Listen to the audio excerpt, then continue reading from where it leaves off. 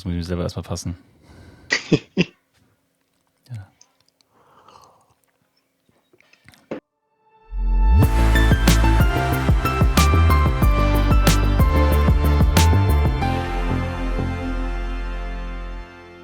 Wunderschönen guten Abend und herzlich willkommen bei Future Skills. Fähigkeiten für die Arbeitswelt von morgen. Heute freue ich mich ganz besonders auf unseren Gast, Dr. Merlin Müller, Geschäftsführer Güterlogistik Deutschland der Schweizer Post. Er ist quasi in der Logistik groß geworden, hat die Firma von seinem Vater übernommen, ist dann in der Luftfahrtlogistik ausgebildet worden und hat quasi Container überall dort schon verfolgt, wo wir sie heute auch noch umherschicken. Und kennt sich mittlerweile aber auch innerhalb der Lagerhallen aus. Herzlich willkommen, Merlin. Hallo Alex, ich grüße dich. Schön, dass du da bist. Mit dir möchte ich heute allgemein über den Industriezweig, über die Branche Logistik reden und welche Veränderungen da eventuell in der letzten Zeit oder aktuell auch abgehen und von dir beobachtet werden und wie du dich da auch mit deiner Expertise drauf einstellst, ne? Also über die Future Skills im Logistiksektor. Wir fangen aber einmal ganz kurz noch damit an, was ich schon angeteasert habe, mit deinem Werdegang. Wie bist du überhaupt in die Logistik gekommen? Wie so viele Logistiker wirklich auf Umwegen. Mein Vater hat nämlich Zeit seines Lebens zu mir gesagt, Mensch, Junge, lern mal was Vernünftiges, bleib raus aus der Logistik. Und wie es denn so oft spielt im Leben, hat es mich dann doch halt auch direkt in seinen Betrieb dann geführt als sein Nachfolger. Das war eher auf Umwege. Ich habe eigentlich erst in der Luftfahrt reüssiert und dann ging es für mich dann halt in den heimischen Betrieb. Ich habe natürlich schon viel von Kindheit an mitbekommen, was in der Logistik so passiert. Habe meinen Vater oft auch auf der Arbeit besucht und begleiten dürfen. Das war eine sehr, sehr spannende Zeit. Ich meine, LKWs und Gabelstapler und Riesenpalettenstapel, das begeistert ja kleine Jungs. Ja, auf jeden Fall. Blankes Klischee, aber ist Ja, halt.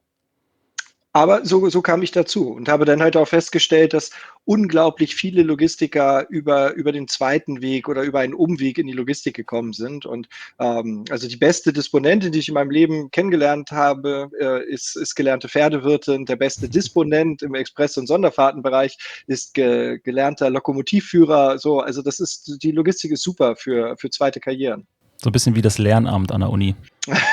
Das würde ich jetzt nicht vergleichen wollen, aber wenn Das du ist auch für sagst. viele die zweite Chance gewesen. So, wenn es im ersten Lauf nicht klappst. Okay, cool. Einmal ganz kurz vorneweg, damit wir die Leute heiß machen. Welche Veränderungen am Markt siehst du in den letzten 10 Jahren und aktuell auch? Wo müssen wir uns eigentlich über Future Skills Gedanken machen im Bereich Logistik?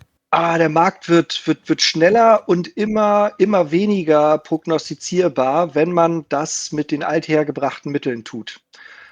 Das ist definitiv so. Früher hatten wir relativ feste Slots im Jahresverlauf, dass wir bestimmte Geschäfte hatten, bestimmte Hoch- und Tiefphasen und das ist komplett anders geworden. Wir haben da eine ganz andere Taktung, viele Überraschungen drin und auch diese Volatilität, die ist viel intensiver geworden. Und was wir natürlich auch merken, ist, dass wir durch zunehmende Datengenerierung in der Branche auch so einen gewissen Shift haben in der Deutungshoheit über das, was dann halt aktuell passiert. Und das ist natürlich für viele, die auf diese Daten nicht zugreifen oder das nicht vernünftig machen, auch eine große Herausforderung, dort auch in Diskussionen entsprechend zu bestehen. Und genau hier müssen wir einen kleinen Spannungsbogen aufmachen, den Cliffhanger, und gehen einmal kurz in die Werbung. Also eine der unangenehmen Wahrheiten, die man sich stellen muss, ist ja, dass das Verhalten meiner Mitarbeitenden am Ende das Ergebnis meiner Führungsarbeit ist. Das heißt, wenn ich da immer das Gefühl habe, die kommen nicht zu Potte, die übernehmen keine Verantwortung, ist es halt dummerweise in der Leadership-Rolle so, dass ich mir die Frage stellen muss, was trage ich dazu bei,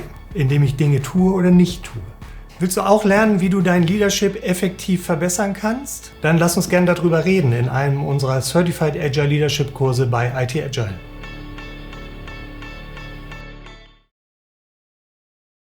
Und wenn auch ihr euch mal hier werbetechnisch positionieren möchtet oder wenn ihr eine Meinung zu unserem Podcast habt oder eine Idee oder selber als Gast auftreten möchtet, dann schickt uns einfach eine E-Mail an info@agila-norden.de. Ja, und für alle, die es noch nicht wissen, der Agile Norden ist nämlich unser Dachträger, die Legal Entity hier oben drüber, die nicht nur die Future Skills Veranstaltungen organisiert, sondern auch vieles andere, wie zum Beispiel Scrum-Tische oder auch die kleinere Konferenzen wie dieses Jahr die Ale in München.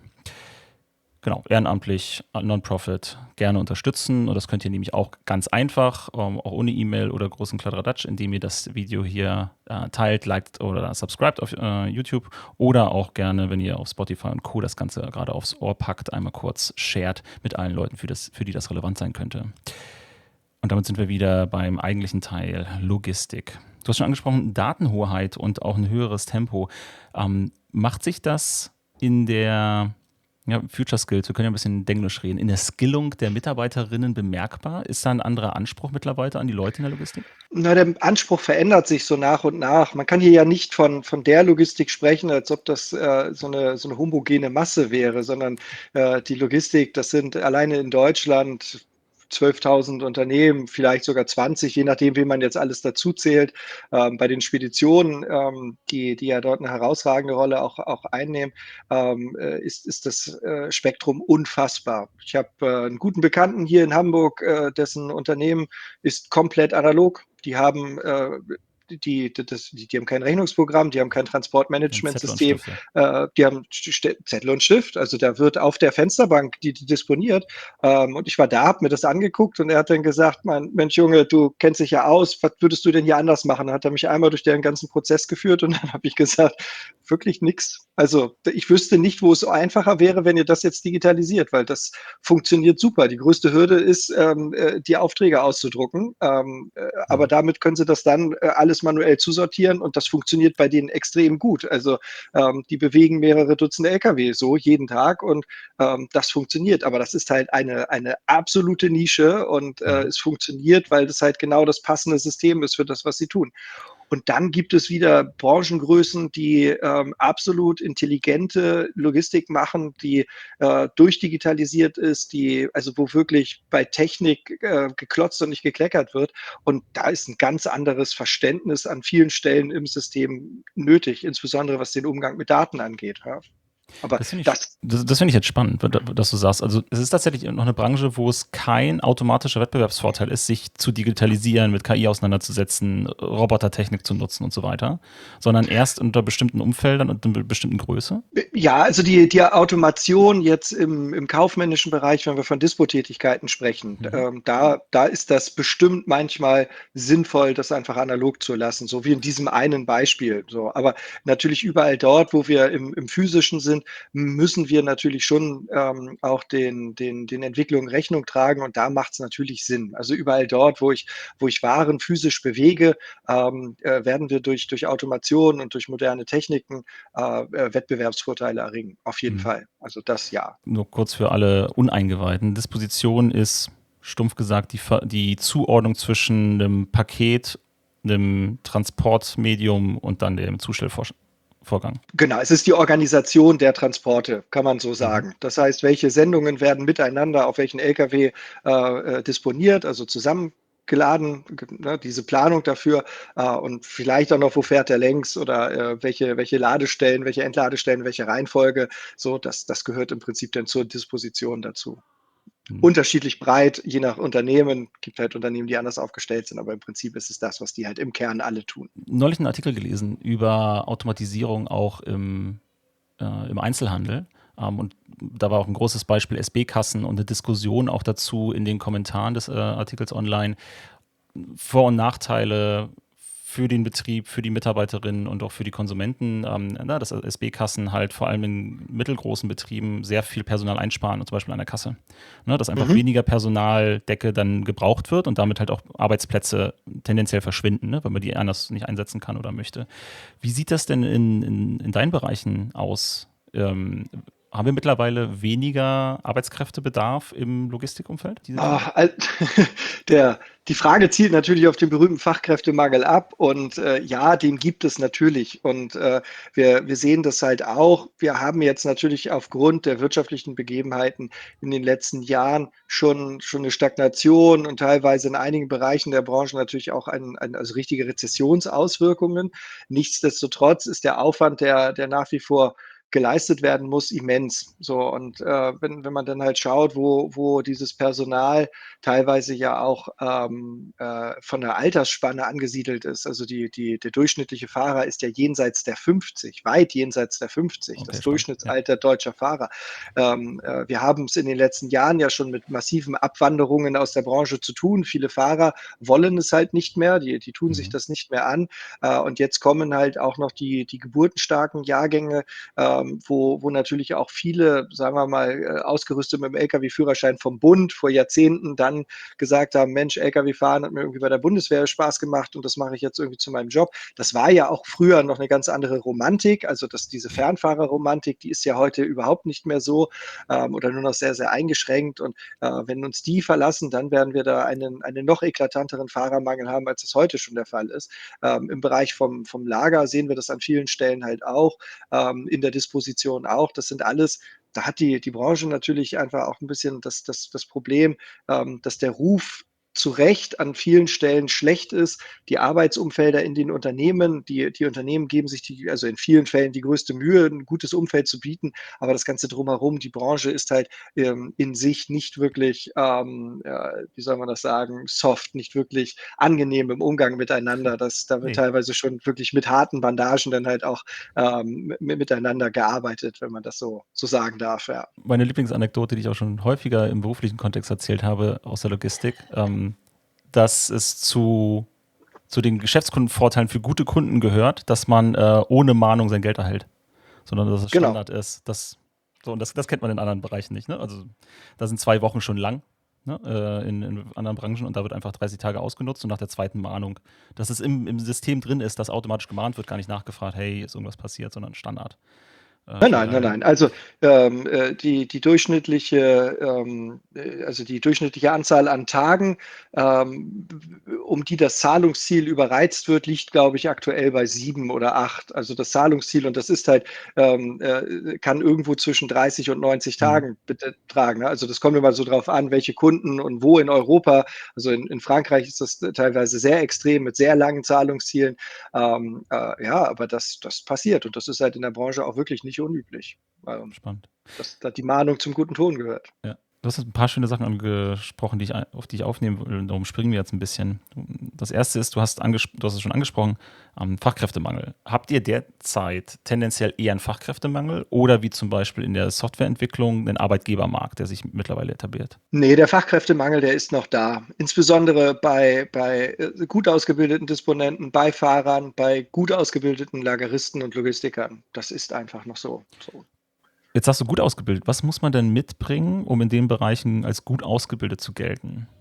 Ist es das gleiche Skillset wie vor 10 Jahren? Nein, das hat sich schon auch gewandelt. Also, die Rolle des Disponenten ist heute, also die war schon immer kommunikationslastig, aber sie ist heute noch herausfordernder im Bereich der Kommunikation, weil ich, deutlich mehr erklären muss, deutlich mehr Sprachhürden auch nehmen muss, und, d d nebenbei in Anführungsstrichen halt disponiere. Und neben diesen Sprachhürden, der administrative Aufwand ist unfassbar groß geworden. Also, es gibt so viele Regelungen mittlerweile, die man dort irgendwie berücksichtigen muss, und so viele Einschränkungen, an die man irgendwie denken muss. Also, das ist da, der Administrationsaufwand im Dispo-Bereich, der ist wirklich hoch geworden. Bei den Fahrern ist es natürlich so, auch dort gibt es viele zusätzliche Regelungen, und der Job ist insofern wahnsinnig herausfordernd, weil der Umgang an den Lade- und Entladestellen mit den Fahrern, es gibt welche, die sind ganz zauberhaft im Umgang, aber es gibt halt auch ganz viele, die sind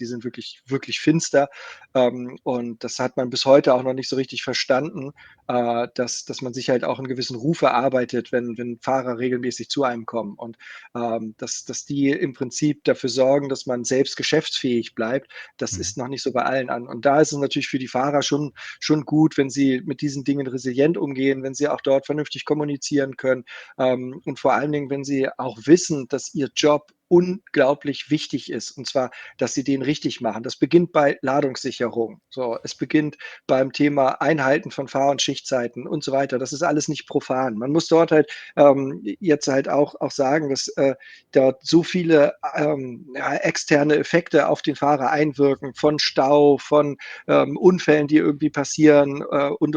Da braucht es halt einfach auch eine gestandene Persönlichkeit mit gutem Organisationstalent, gepaart mit halt räumlichen Vorstellungsvermögen. Man muss ja nun auch schon wissen, wie man sein LKW dann auch vernünftig belädt und auch gucken, wenn man selbst, also wenn der LKW beladen wird, dass man da auch ein gewisses Auge auch für Sicherheitsaspekte hat und so. Und das ist schon ziemlich breit.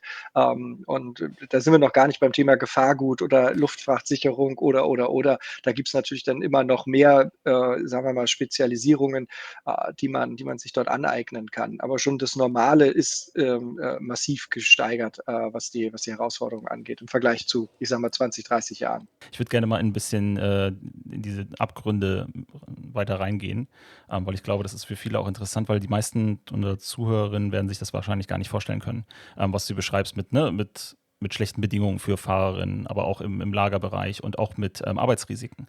Ja, also ich habe meine Arbeitswelt vor allem in Büros verbracht, wo so die größte Gefahr ist, dass ich mich am Kaffee verschlucke so, oder einen Stromschlag kriege, ne, oder eine Erkältung, Corona mit nach Hause nehmen.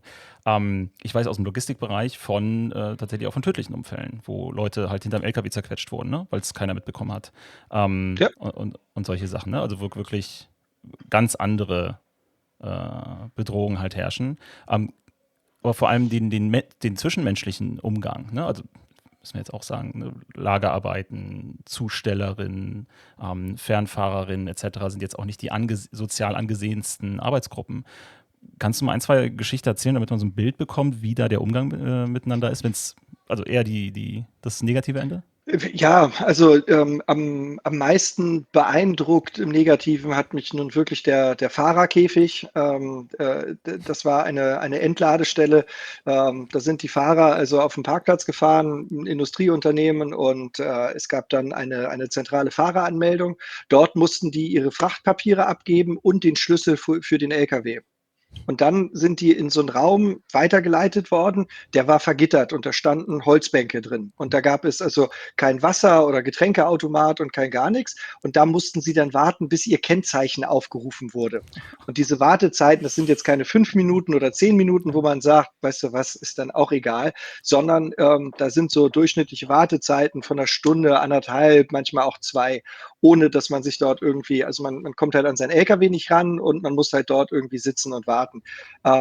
Und das berichteten mir auch Fahrer, und das, also, naja, wenn man denn da so sitzt und du warst vorher auf Tour und warst am Fahren und hast dann vielleicht auch den einen oder anderen Kaffee getrunken, so, und dann hat man eine gewisse Notdurft und möchte vielleicht irgendwo pinkeln, und ja, das gibt's dort nicht. Da sind keine Toiletten für die Fahrer vorgesehen, und wenn man dann also austreten möchte, dann musst du wieder zu der Anmeldung gehen, dann kriegst du deine Papiere und den Schlüssel und dann kannst du die Straße runterfahren, da ist eine Tankstelle, da kannst du dich erleichtern, und wenn du dann zurückkommst, dann bist du wieder am Ende der Neu. Warteschlange und dann Schön. geht das Ganze von vorne los. So, und da hatten wir damals reihenweise Fahrer, die gesagt haben, wisst ihr was, da fahre ich nie wieder hin. Die sind bei uns auf die Blacklist gekommen, da kannst du halt niemanden guten Gewissens hinschicken. Solche Dinge passieren halt, also in diesen Ausmaßen zum Glück nicht alltäglich, aber es ist immer und immer wieder der Fall, dass man dann halt auch Fotos von Fahrern bekommt, dass dann der Wartebereich für Fahrer, das habe ich ja auch mal gesehen, da stehen so 5 uralte Bürostühle, die halt also die besten Zeiten schon lange hinter sich haben, Genau. stehen vor so einer Halle draußen auf dem Asphalt, und das war der Wartebereich für die Fahrer.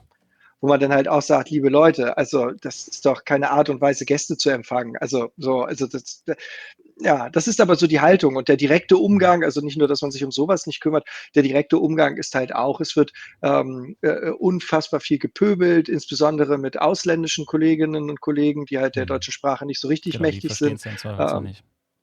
genau, und dann ist halt dieser typische Reflex, mach es lauter, dann versteht er das auf einmal, ne? Also, was natürlich auch Quatsch ist. Aber da herrscht also überhaupt keine, also in vielen Fällen, nicht bei allen, aber bei vielen Mhm. herrscht halt auch überhaupt nicht so dieses Gefühl: „Ah, okay, herzlich willkommen, schön, dass du unsere Sendung bringst“, weil also der Fahrer ist ja nun mal da, um für die Leute eine Sendung abzuholen oder eine Sendung zu bringen. Der ist ja nicht für sein persönliches Vergnügen da und so ein bisschen Wertschätzung darf man dann halt auch zeigen. Und das klappt leider ganz, ganz selten. Es gibt hervorragende Beispiele, wo es Fahrertoiletten, Fahrerduschen, tolle Räume gibt, wo sie warten können und so.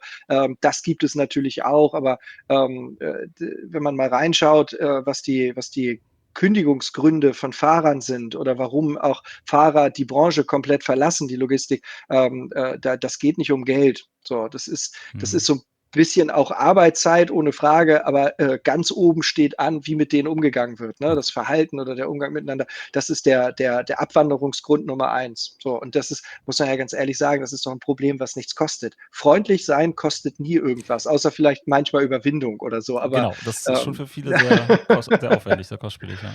Das heißt aber, ja, wir aber sind das ist leider ein Teil der Logistik. mhm, Das so ist ganz nicht weit weg schön. vom Obstkorb.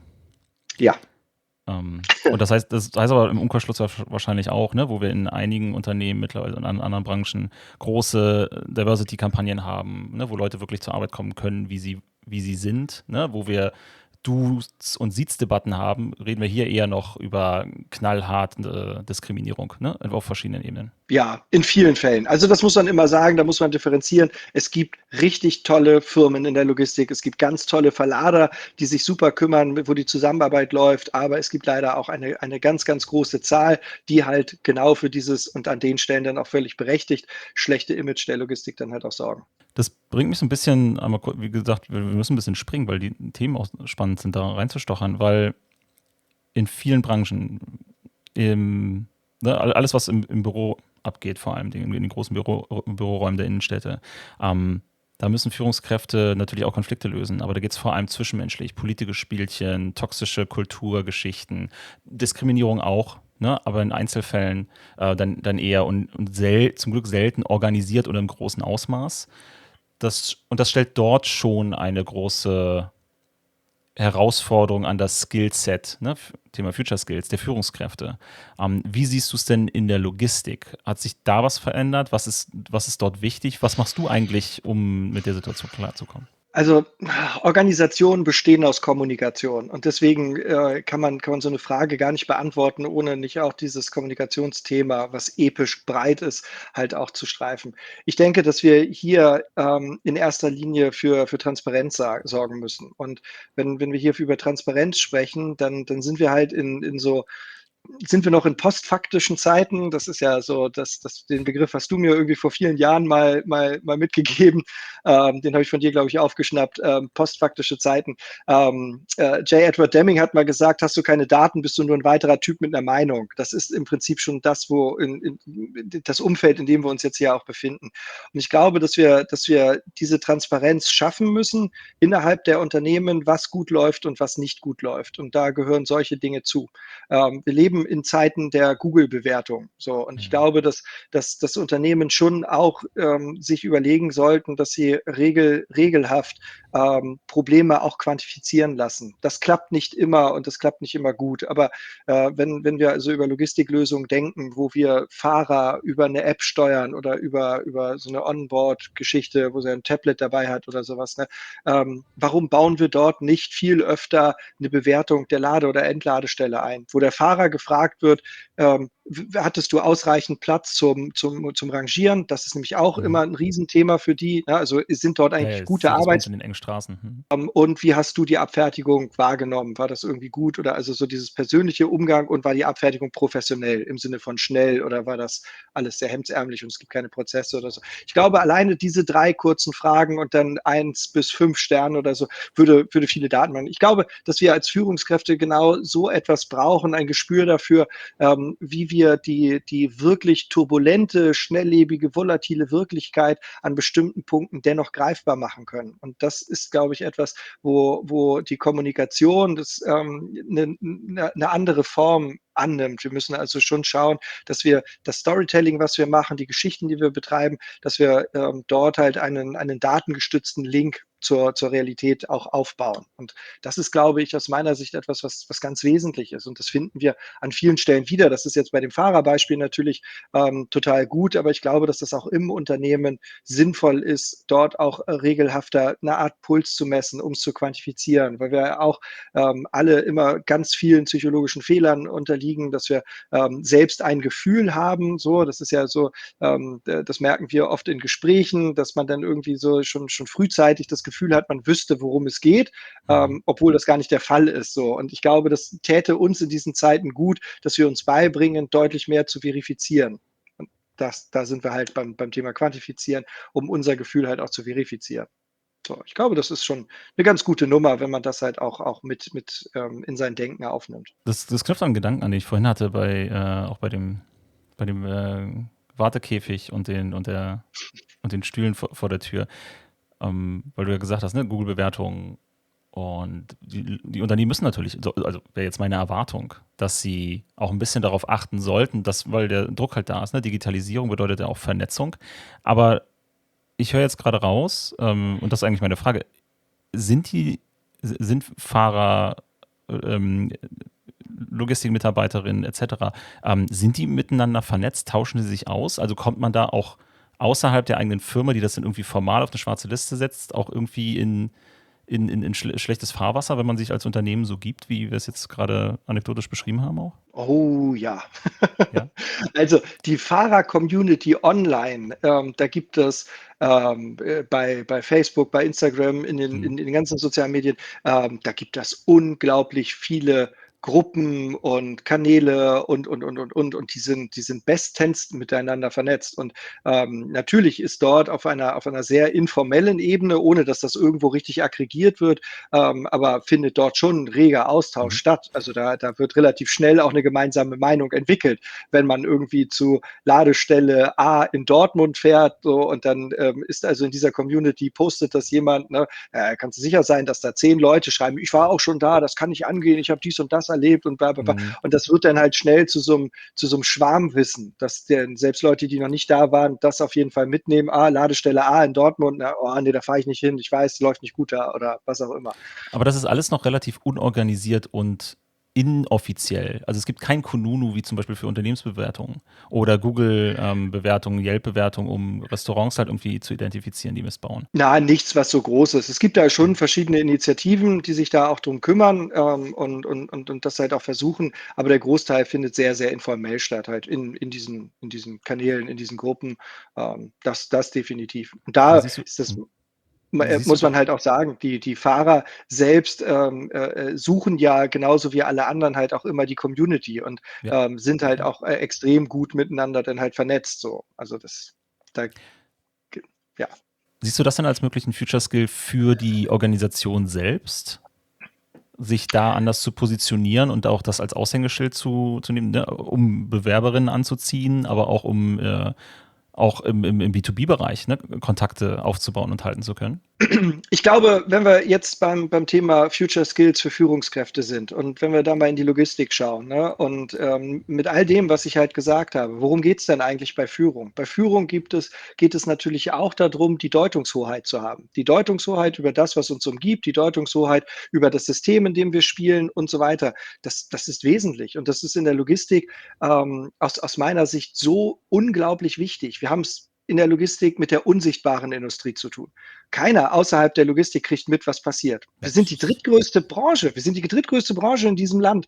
Und keiner nimmt uns wahr. das ist Warum? eine große Es schwarze Halle. läuft. Ja.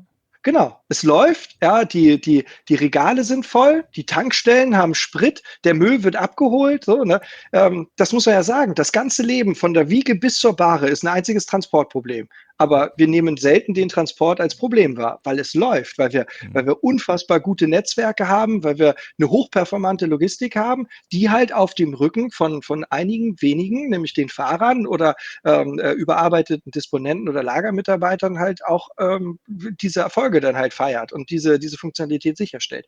Und es ist eine Dienstleistung, indem man die Ware von A nach B bringt. Das ist ja, sagen wir mal so, nehmen wir mal diesen Standardprozess, ja, das wird ja gar nicht wahrgenommen, weil da steht ja die Ware. Das ist doch super. Die gehört mir und jetzt ist sie hier bei mir, aber dass sie bei mir ist, dass da Aufwände mit verbunden waren, das sieht ja keiner. Und das ist da das Problem. Diese Dienstleistung, wie jede Dienstleistung, ist ja unsichtbar und wird halt auch entsprechend schlecht wahrgenommen. Und wenn es dann dort zu Diskussionen kommt, ne, dann musst du die Deutungshoheit bekommen. Und die Deutungshoheit kriegst du nur mit vernünftigen Daten.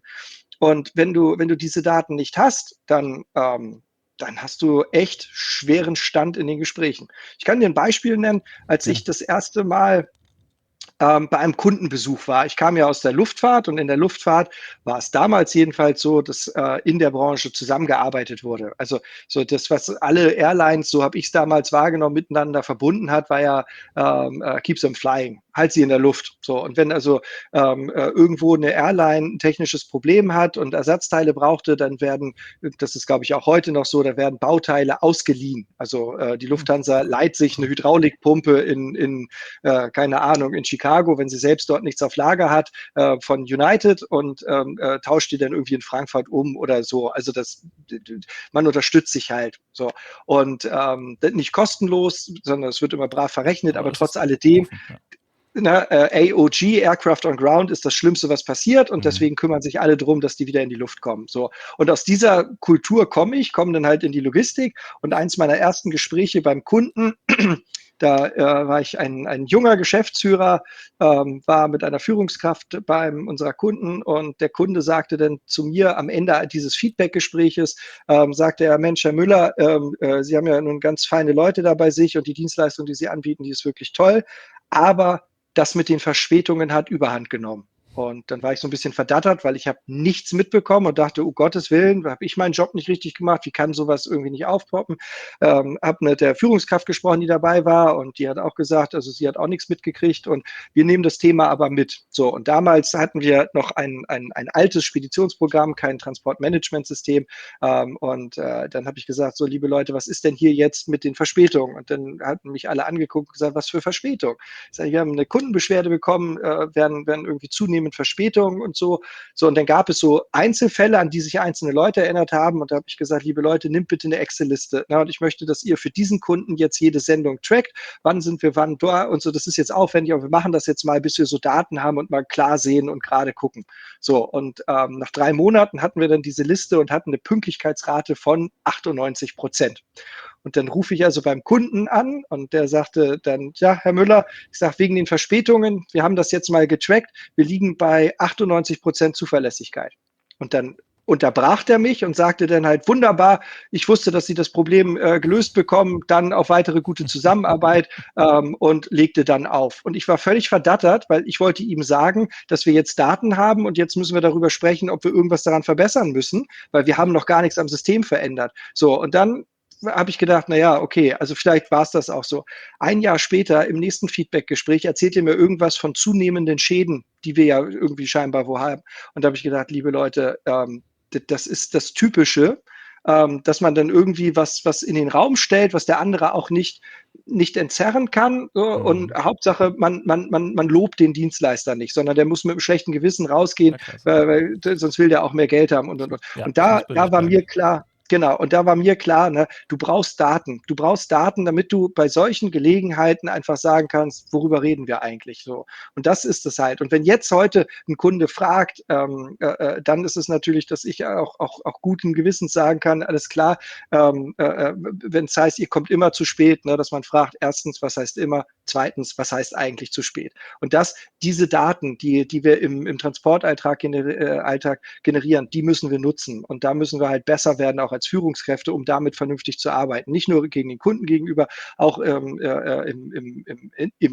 inneren Diskurs im Unternehmen ist das natürlich wesentlich, dass man halt ich habe das Gefühl oder ich glaube, dass diese Dinge mal ein Mhm. bisschen entzerrt und das mal wieder ein bisschen mehr an Fakten orientiert. Das nimmt auch viel Emotionen raus, weil diese Fakten und diese Zahlen, die sind kalt, die sind hart, die sind auch nicht aufgeladen, sondern das ist so. Und ich glaube, dass das ein ganz wesentlicher Punkt ist, wo wir besser werden müssen. Und das natürlich auch mit den Fahrern, dass man dem Kunden Rückmeldung geben kann, wo auch Verbesserungspotenzial ist, weil ohne das verlieren wir, also das ist ja die Teamaufgabe, die Fahrer bei uns zu behalten und für alle einen auskömmlichen ein auskömmliches Arbeitsumfeld zu haben. Und da fällt das auch drunter. Ein weiterer Gedanke, den ich hatte, in ganz vielen anderen Branchen wird sehr viel über Unternehmenskultur gesprochen und auch versucht daran zu arbeiten, eine Unternehmenskultur darzustellen.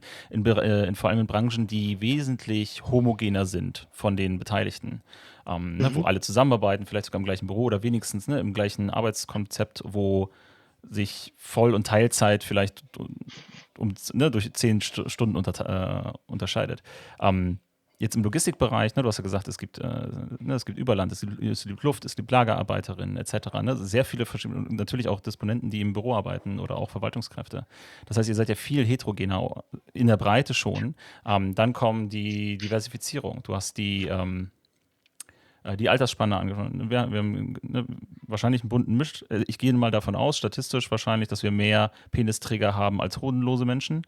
Aber irgendwo wird es doch einen bunteren Mix geben, als jetzt im Extremfall zum Beispiel Softwareentwicklung, wo wir so 70-30 Männer, Frauen sitzen haben. So, du hast andere Kulturräume, Religionen etc., die aufeinandertreffen. Sprachbarrieren hast du schon angesprochen. Da wird nicht wahrscheinlich bei euch vorgefiltert, ob man Deutsch und Englisch kann, fließend, sondern vielleicht das ist eine dritte Sprache besser als irgendwie die zweite perfekt zu haben. Kann ich mir gut vorstellen. Wie ist Unternehmenskultur bei euch überhaupt ein Thema, das irgendwie zu vereinheitlichen? Oder wie geht ihr überhaupt mit dieser breiten Masse an Farben um? Ja, also wenn die Frage jetzt wir bei der Schweizer Post gestellt ist. Wie gehst du damit um als Führungskraft? Ich meine, du hast einen sehr großen Bereich dann in deiner Führungsspanne, wenn man das ganz auffällt. Wie gehst du denn damit um? Also ich muss sagen, dass ich Kultur als etwas betrachte, was lebt. Kultur ist ja nun auch nichts, was ja per Definition schon nicht festgeschrieben ist, sondern das sind ja im Prinzip diese ganzen ungeschriebenen Regeln, an die man sich hält. Gemeinsame Also Erfahrungen.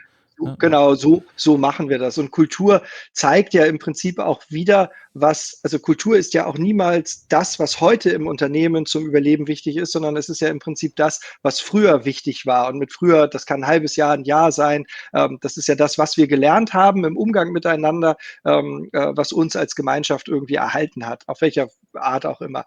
So, und Kultur zu bearbeiten ist unglaublich mühselig, weil es setzt natürlich voraus, dass die Veränderung bei einem selbst beginnt. Und das ist natürlich für viele Führungskräfte extrem schwer, erstmal zu erkennen, dass man selbst gar nicht dieser Prototyp des Mitarbeiters ist, den man gerne sehen möchte. So, und deswegen ist halt diese Arbeit an Kultur, ich tue mich immer schwer damit, wenn so Kulturprojekte aufgesetzt werden. Also ich finde das gut. Ja, genau. Also ich finde das ja gut, dass man den Fokus darauf richtet und dass man das auch thematisiert, so, aber dann werden da irgendwie Workshops gemacht und die Leute geben sich auch die größten Mühe, die diese Workshops auch machen, aber ich sehe halt, dass solche Kulturprojekte oftmals irgendwie so heimlich, still und leise scheitern. Also das macht man, aber irgendwie verändert sich denn nichts. So, und das ist jetzt nichts, was jetzt irgendwie explizit bei der Schweizer Post passiert, sondern das nehme ich in so vielen Unternehmen wahr. Wenn man also dieses Kulturthema anspricht, dann hängt das immer damit zusammen, ob die Führung das auch wirklich unterstützt. Wenn die Führung das vorlebt und wenn die Führung dafür sorgt, dass die richtige Kultur gelobt wird, dass die richtige Kultur auch, sagen wir mal, prosperieren kann, dass die unterstützt wird, ne, dann funktioniert das und dann funktioniert auch jeder Kulturworkshop, weil es halt einfach genug Nährboden gibt und genug Dünger, sagen wir mal so, gibt, damit diese Kultur auch wachsen kann. Aber wenn das etwas ist, wo die Führung das selbst nicht lebt, dann kollabiert das. Da können sich noch so gute Coaches und Seminarleiter hinstellen. Wenn die Führung das abwirkt, dann haben sie einfach keine Chance. Und deswegen bin ich ein Riesenfan davon, Kultur definitiv zu thematisieren, aber das muss im Führungskreis beginnen. Die müssen vorleben, was sie sehen wollen. Und dann können sie es von anderen einfordern. Sie müssen es meistens dann gar nicht einfordern, weil die Leute das automatisch nachmachen. So, das ist so ein bisschen meine Sicht da drauf. Ne? Also jeder Workshop ist super, wenn der begleitet und wenn das auch entsprechend vorgelebt wird. Aber da hast du ja gesagt, bei den unterschiedlichen Gruppen, Es gibt so viele Logistikunternehmen, die so damit strugglen, weil sie auf die Fahrer schwer Zugriff haben. Die Fahrer sind nun mal nicht vor Ort. Die sind Mhm. im LKW unterwegs, die sind auf der Straße, die sind beim Kunden, ja, aber im Diskurs im Unternehmen finden die selten statt. Das ist in ganz vielen Unternehmen so, dass die Fahrer als eigene Gruppe relativ separiert sind, weil die dann, keine Ahnung, die sind auch über Teams nicht zu erreichen, weil sie zum Beispiel keinen Teamszugang haben oder so. Ne? Genau. Haben So, die und denn dann Diensthandys, wo sie überhaupt irgendwie. teilweise ja, teilweise Mhm. nein. Also das ist halt sehr unterschiedlich. Es gibt Unternehmen, auch da wieder müssen wir differenzieren, gibt Unternehmen, die machen das ganz hervorragend mit der Fahrerintegration, aber es gibt halt auch viele Unternehmen, die sind da einfach nicht so gut. So. Das ist schon schwierig, also Menschen, die halt eben nicht tagtäglich 8 Stunden am kulturellen Leben persönlich teilnehmen oder online teilnehmen, die halt in eine Kultur irgendwie zu bekommen und dort ein System aufzubauen, wo man voneinander, miteinander diese Kultur dann halt auch lernen und entwickeln kann oder auch diskutieren kann. Das gehört ja auch dazu, dass bestimmte Dinge sich ja halt auch im Diskurs erst herauskristallisieren, was dann wirklich, wie wir es hier denn machen, so Ja. muss man das ja dann immer sagen. Ne? Apropos, wie wir es hier machen und Kulturarbeit. Macht ihr eine Weihnachtsfeier für alle? Ja, Kommen auch alle? nein, nein, nein, nein, nein. Also kommen denn aus allen Bereichen weniger oder gibt es einen bestimmten Bereich, wo man dann schon merkt, okay, da ist da kulturelle oder soziale Zugehörigkeit gar nicht so da? Na, also ich weiß jetzt nicht von jedem Standort das, aber die Standorte, also wir haben dort 2 Standorte haben das jetzt irgendwie gemeldet, das sind 85% der Mitarbeitenden kommen zur Weihnachtsfeier. Oh, das ist So, gut. Das das haben wir sind in vielen super so. Büroräumen und ne, Metallverarbeitung und so weiter nicht. Genau, also da merkt man das dann schon und da sind die Fahrer dabei und da sind sogar Rentner dabei. Also ich war jetzt bei einem Sommerfest vor ein paar Monaten am Schweizer Nationalfeiertag wurde in unserer Niederlassung in Rielersingen das traditionelle Sommerfest begann da sind also Rentner, die schon längst im Ruhestand sind Mhm. eingeladen gewesen, waren dabei. Das waren also Fahrer, die 30 Jahre LKW gefahren sind in dem Unternehmen dort und die waren dann dabei. Also da merkt man das dann halt schon, dass das Die an Zugehörigkeit da vielen ist, ja. Orten funktioniert das, ne? Weil sie halt auch verstehen, Logistik ist ein Netzwerkspiel. Das ist Staffellauf und das Staffellauf wird nur dann siegreich sein, wenn jeder gut aufeinander abgestimmt seinen Job macht. Ne? Dann hat man, also ich kenne mich da nicht so aus, aber es wirkt immer sehr abgestimmt aufeinander. Aber die Mannschaft gewinnt, weil alle sich Mühe geben. Und das ist halt Mhm. nicht so, dass dort einer, der Star ist, natürlich wird höchstwahrscheinlich der Schnellste als letztes laufen oder ich weiß es nicht, wie sie das machen. Da wird es irgendeine intelligente Systematik hintergeben. Ne? Aber es hilft dir nicht, wenn der Kollege am Anfang schon patzt. So, und das musst du in der Logistik, wenn du das erstmal verstanden hast, dass es darum geht, diese Teams interdisziplinär zusammenzustecken in den einzelnen Funktionen und die aufeinander einschwingen zu lassen, so dass alle wissen, darum geht's. Am Ende geht es darum, dass die Sendung pünktlich, trocken, heil am richtigen Ort ist. Ne? Dann sind wir erfolgreich. Mit einem guten Service sind wir dann sogar sehr erfolgreich. Und da musst du die Leute einfach mitnehmen. Und das klappt mal mehr, mal weniger gut. Du kannst ja dann auch nicht immer alle mitnehmen. Deswegen finde ich, also wenn sowas ist mit 85%, kann man schon echt zufrieden Das sein. ist super. Also ich kenne viele Bürounternehmen, wo die Leute keinen Bock drauf haben und weniger kommen. Wo du mit 50, 60 Leuten, ich kenne aus verarbeitenden Betrieben, Automotive und so weiter, wo Leute, ich kenne auch Unternehmen, wo es angesagt, also mit Ansage ist, also wo du im Grunde Arbeitsanweisungen hast, zur Feier zu kommen. Sonst würde keiner hinkommen. Mhm. Ich kenne auch ein anderes Unternehmen im Logistikbereich, wo die Leute halt den eigenen Merch nicht tragen wollen, weil sie nicht mit dem Logo der Firma gesehen werden wollen. Also, wo es Mhm. dann auch Schwierigkeiten gibt, das ist schon eine ordentliche Nummer. Nochmal wieder gesprungen. Thema New Work und was da landläufig reingeworfen wird. Ne? Das heißt Arbeitszeitmodelle, hybrides Arbeiten, Homeoffice, 4-Tage-Woche und sowas. Ist das denn bei euch überhaupt ein Thema? Oder sitzen die Leute genau wie vor 50 Jahren halt 10 Stunden auf dem Bock Oh. und am Band? Also ich habe ja so meine liebe Mühe mit dem Thema New Work, weil also das ist natürlich ein Begriff, der unterschiedlich besetzt ist. Die einen meinen das damit, die anderen meinen das. Darum Also sage ich landläufig. Ne? Wir reden nicht über die Bergmannsche Grundidee, sondern das, was aktuell so rumgeistert. Ne? 4-Tage-Woche, Homeoffice und so weiter. ja, Ja, also in der Logistik, in einigen Bereichen ist das natürlich möglich. Also, Dispositionsarbeit, Abrechnung und so weiter mit vernünftigen Systemen und, sagen wir mal halt auch gut ausgebildeten Mitarbeitern und einer vernünftigen Führung, auf jeden Fall. Mhm. Das geht. So, der Fahrer, keine Chance. Was also Homeoffice angeht, unmöglich. Logistik, findet in den Hallen statt. Also das geht nicht. Kaufmännisch in bestimmten Bereichen ja, alles Gewerbliche keine Chance, was Homeoffice angeht, logischerweise. So, Mhm. und, was so Arbeitszeiten angeht, ne, aus meiner Sicht kann man da eine ganze Menge möglich machen. Ob diese Forderung nach einer Vier-Tage-Woche uns als Gesellschaft gut tut, lasse ich mal dahingestellt sein.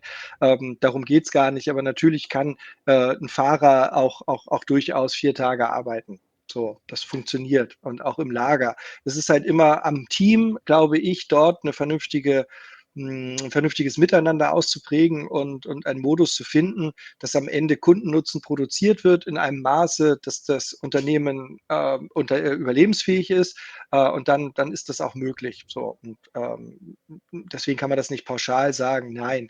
Ich habe so 'n bisschen Problem mit dieser ganzen New Work-Bewegung, weil es einfach Sinnkrisen produziert. Es verlagert einfach auch so bestimmte Probleme, auf das Unternehmen und sagt: „Na ja, da müssen die Unternehmen sich drum kümmern“, was nie deren Aufgabe ist. Und, auch dieser Ruf nach Sinnstiftung durch die Arbeit, ja, Mhm. das Sinnstiftung ist doch etwas Urpersönliches. Das kann ich nicht auslagern. Also, ich kann ja nicht zu dir sagen: „Alex, bring mal Sinn in mein Leben.“ Das muss ich doch für mich erkennen. Du kannst mich dabei bestimmt unterstützen und alles, aber boah, das nur nicht so richtig. Also, da muss ich mich halt auch mit auseinandersetzen. Deswegen bin ich da immer vorsichtig, was dieser New Work-Begriff angeht, ne? Dass man über moderne Arbeitsbedingungen spricht, auf jeden Fall. Also, müssen wir doch nicht drüber reden. Das, wo immer möglich ist, sollte man das halt auch machen. Arbeit soll nur also, soll so minimal wie möglich belasten, Mhm. klar.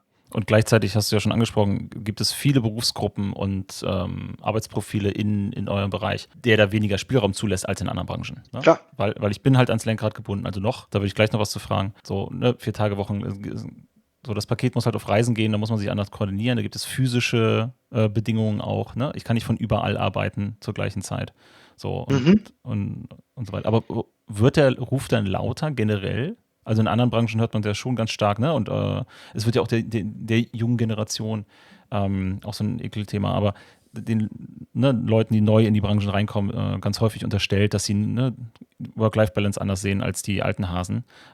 Merkt man da auch bei euch ein Umdenken? Ja, natürlich. Also, die Erwartungshaltung, der jungen Generation, die ist weit ab von Gut und Böse. Und, ich weiß gar nicht, ich glaube, Gabor Steingart hat das ja nun auch mal gesagt, die Generation, die da ist, das ist die Parodie auf sich selber. Also, wie man auf der einen Seite, ein so großes Sendungsbewusstsein haben kann, die Welt retten und was weiß ich nicht alles und auf der anderen Seite aber so fragil in sich ist, dass man also ganz wenig Resilienz gegenüber Alltagsgeschehen hat, ist schon bemerkenswert, wie 2 solche Extreme sich in einer Generation so manifestieren können. Und das merken wir im Alltag natürlich auch. Ansprüche sind da, ne? Hat jemand gerade ausgelernt und möchte, nur noch 30 Stunden die Woche arbeiten bei vollem Lohnausgleich und möchte gerne komplett im Homeoffice sein. Die Leistung ist aber so unterirdisch, dass man denkt: „Also, der ist mit Ach und Krach übernommen worden.“ Mhm. und also, das war auch mehr, weil der an sich 'n Lieber ist, so. Also, solche Dinge, die passieren halt auch. Jetzt also nicht bei uns jetzt, aber solche Dinge erlebe ich ja nun auch an anderen Orten, wo Mhm. man dann natürlich auch über solche Erfahrungen spricht. Ja, Erwartungshaltung ist hoch. Wird man sehen, ob die so lange Bestand hat, wenn sich das alles so weiterentwickelt, ne? Genau, weil am Ende ist es ja auch ein gewisses Tauziehen. Ne? Du hast ja auch schon gesprochen, dass die älteren Generationen aussterben. Das heißt, ihr werdet irgendwann ein Fahrerinnenproblem haben. Ne? Ob dann der Druck groß genug ist oder die Unternehmen zu dem Zeitpunkt mit größeren Taschen halt genug Obstkörbe hinstellen können, was die Leute anzieht. Und auf der anderen Seite hattest du vorhin auch gemeint, keine andere Branche oder wenige andere Branchen sind so intransparent, wie es abläuft. Ne? Also was da wirklich passiert. Ne? Man bekommt Logistik nur mit, wenn sie halt schief läuft.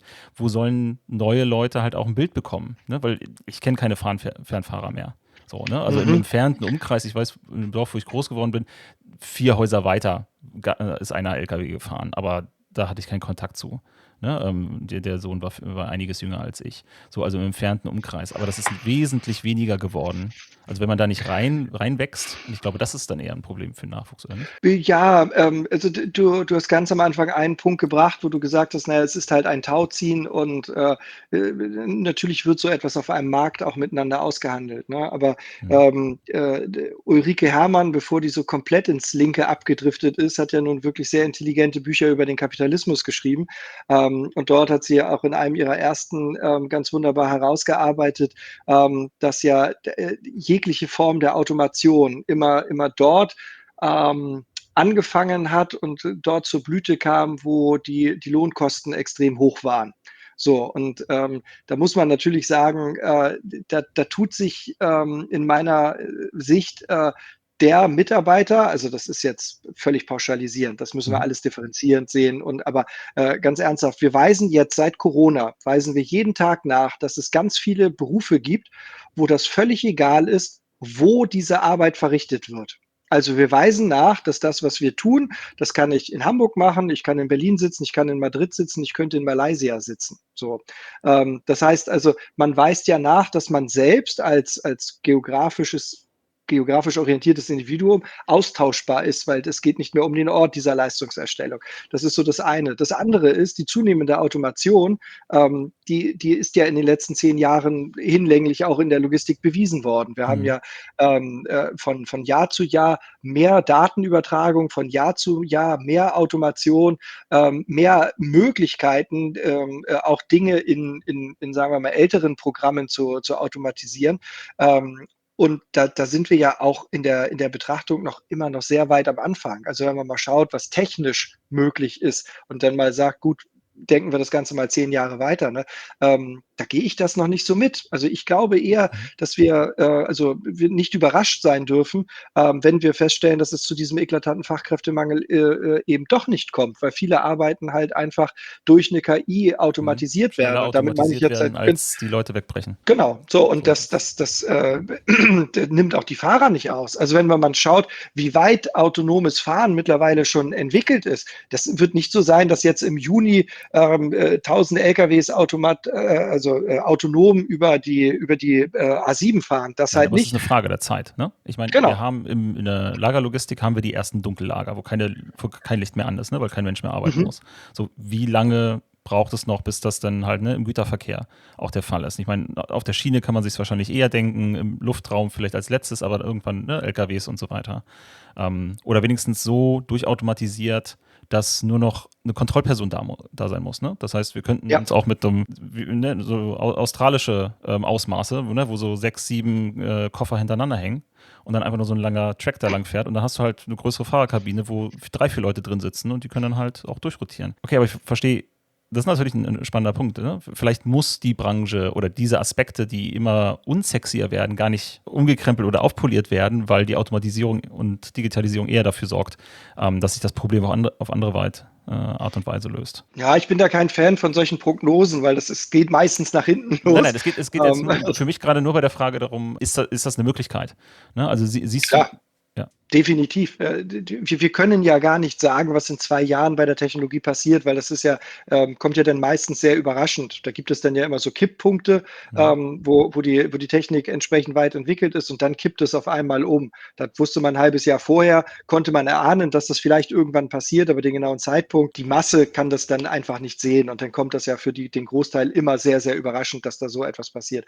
Und das dürfen wir nicht außer Acht lassen. Also solche Bewegungen, das sind ja immer auch Gegenbewegungen. Das ist ja das, was du auch mit dem Seilziehen so meintest, ne? Ein Tauziehen um diese Themen, ne? Findet ja auch hier statt. Ne? Die Kosten steigen, also wird automatisiert. So, dann gibt es wieder eine Gegenbewegung, sagt, wir brauchen hier mehr Menschen. Das ist super, weil da können wir die Menschen besser einsetzen. So, und dann schnell findet man irgendwie auch Leute dafür und dann irgendwann werden die auch wieder zu teuer und dann gibt es wieder eine Automation dafür und so hangeln wir uns doch seit 200 Jahren irgendwie durch die technologische Mhm. Entwicklung. Also es ist ja im Prinzip Und, genau dasselbe Spiel. und apropos technologische Entwicklung, also automatische Lagerhaltung, ne, ist ein Ding. Autonomes Fahren wird kommen, in welcher Art und Weise. Inwieweit ist zum Beispiel so, ne, Hype-Thema KI bei euch relevant? Ist das schon etabliert, wie sich auswirken wird? Was sind so die großen technologischen Wandel, die vielleicht jetzt noch anstehen? Ja, auch da in der komplett also wenn wir jetzt die Branche sehen, ne, dort wird es nach wie vor Speditionen geben, die moderne Transportmanagementsysteme einführen. Punkt.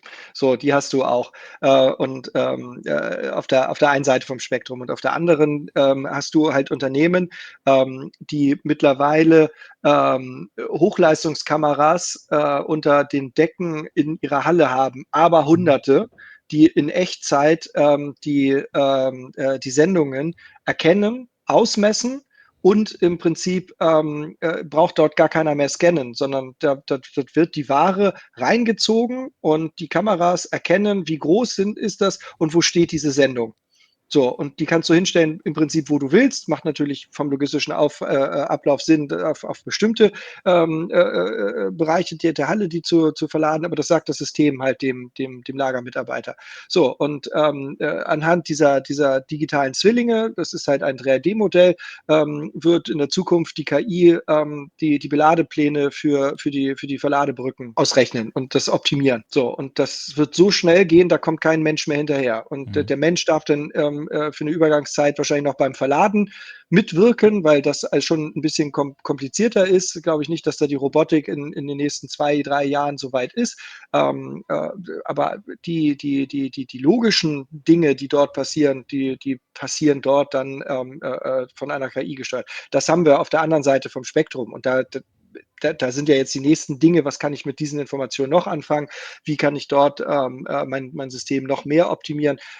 Geht es ja dann halt auch schon weiter. Und auch beim Thema Robotik, ich meine, wir alle sehen immer mal wieder die Videos von, wie heißen sie, Boston Dynamics oder Tesla Mhm. oder so. Das ist ja schon sagenhaft, was da mittlerweile geht. Also da hat man ja so das Gefühl, eigentlich müsste doch jetzt mal, also das kann ja gar Dass nicht es noch mehr nicht so da lange ist, hin ne? sein. Also, Ne? dass immer noch Ja, dass der Postmann immer noch klingelt. ja, ja, und irgendwie, also weißt du, irgendwie hätte ich schon längst erwartet, dass bei Mediamarkt mal irgendwie so ein Ding steht für, keine Ahnung, 38.000 € und also keine Ahnung, irgendwie sowas. Mhm.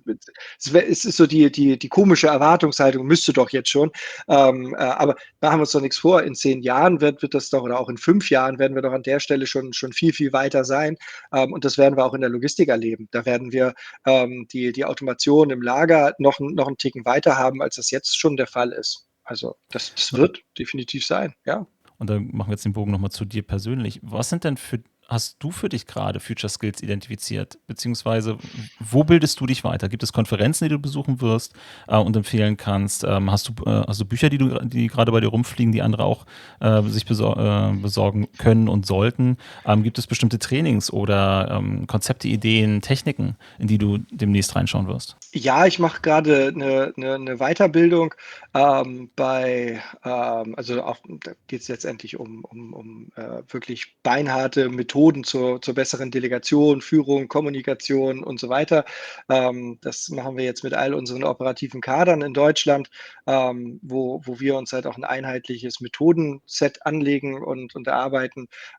Das genieße ich sehr. Das ist bei der egal, Mhm. gute Nummer. Und in erster Linie bin ich natürlich Autodidakt. Also ich bin Bücher verrückt und Mhm. wie es so vielen geht, die gerne lesen und sich gerne weiterbilden durch Bücher, natürlich immer gefühlt 3 Bücher im Rückstand zum Rest der Welt. Und deswegen ist das halt so, also die Leseliste ist dann halt lang. Aber das, was mich jetzt umgetrieben hat in der letzten Zeit, ist zum Beispiel das Thema Disziplin. Da gibt es von Baumeister und Tierney ein Buch, Die Macht der Disziplin. Das fand ich nun ziemlich spannend. Ich mag das ja, wenn Wissenschaft sagen wir mal, auf Menschen trifft, die gut Bücher schreiben und gut Geschichten Mhm. erzählen können, so dass du dann halt im Prinzip dort schöne Lektüre hast, die aber wissenschaftlich fundiert ist, wo es immer darum geht, die Erkenntnisse aus Studien schön im Rahmen einer Geschichte zu erzählen. Das genieße ich sehr. Da ist das Buch auch total super. Und andere Sachen, es gab jetzt ja, ich glaube, im letzten Jahr ist das rausgekommen, The Real Book of Work. Das ist die beiden Autorinnen heißen Christina mit Vornamen egal, The Real Book of Work, richtig, richtig gut. Auch dort wird mit einigen Mythen rund um Real Work, also um New Work auch ordentlich zu Gericht gegangen, sind Organisationsentwicklerinnen, die ganz erheiternd das auch schreiben, aber ziemlich coole Schlüsse dort auch aus deren Erfahrungen ziehen, die aus meiner Sicht für Führungskräfte extrem gut sind. So, also ich habe da auch eine ganze Menge von mitgenommen, insbesondere was dann halt auch Kommunikation angeht und was halt Thema Mindset wird aufgeräumt und so weiter. Also das sind so Dinge, die kann ich wirklich, wirklich nur empfehlen. Und grundsätzlich ist es natürlich so, also die wenigsten Bücher machen ja dümmer, wenn man die liest. Die gibt es auch, aber grundsätzlich ist ja das Angebot gigantisch groß. Danke dir für die Tipps und danke, dass du heute mit dabei warst. Damit sind wir jetzt zeitlich leider auch am Ende angekommen. Ich bedanke mich auch bei allen, die heute zugeschaltet haben. Wenn es euch nicht gefallen hat, schreibt es bitte in die Kommentare oder jetzt noch in den Chat, was wir besser machen können, oder schickt uns eine E-Mail an info@agila-norden.de. Auch wenn ihr mal als Werbepartner hier auftreten wollt, beziehungsweise uns auch finanziell unterstützen möchtet, damit wir hier in der ehrenamtlichen Arbeit auch das Licht anlassen können. Apropos finanziell, es gibt nämlich auch noch ein kleines Geschenk für dich, Merlin, dass du heute hier warst. Nichts, was wir dir nach Hause schicken, sondern wo du mal Urlaub machen kannst. Wir werden auch für dich in Mecklenburg-Vorpommern einen Baum pflanzen, um ein bisschen den Fußabdruck hier auszugleichen, den wir durch das elektronische Medium dann entsprechend auch hinterlassen haben. Das ist eine schöne Idee. Vielen, vielen Dank. Das ist mal wirklich cool. Mail zu mit Koordinaten, sodass du auch weißt, wo du dann mal im schönen Mecklenburg-Vorpommern dann im Waldmeer deinen Urlaub machen kannst. Sehr schön. Vielen Dank. Ja, danke dir. Danke euch allen. Wir sehen uns in der Arbeitswelt von morgen.